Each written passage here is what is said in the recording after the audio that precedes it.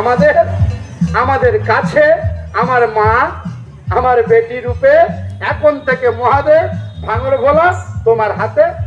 তাই আজকে রাতি ওই বরের হাতি কন্যা করে নাম দান, মাথায় ঘোমটা টান দি কন্যা, মাথায় ঘোমটা টান কন্যা দে।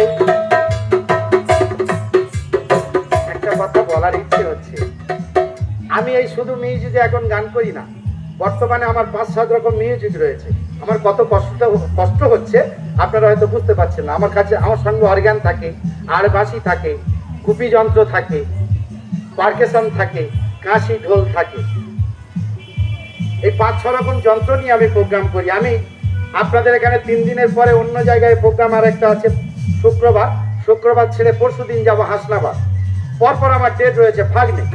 ওরা চেয়েছিল যে কালী পুজো 2 দিন 3 দিন পরে হলে ভালো হতো।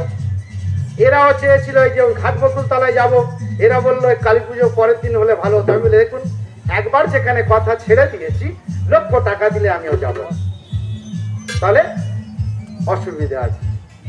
পয়সার লোভে আমি গান বাজনা করিনি আর করিও না। যেখানে কথা দেবো সেখানে অবশ্যই যাব। তাই ওনাদের বলে দিলাম এই কার্তিক মাসের 7 তারিখে যাব হাসনাবাদ।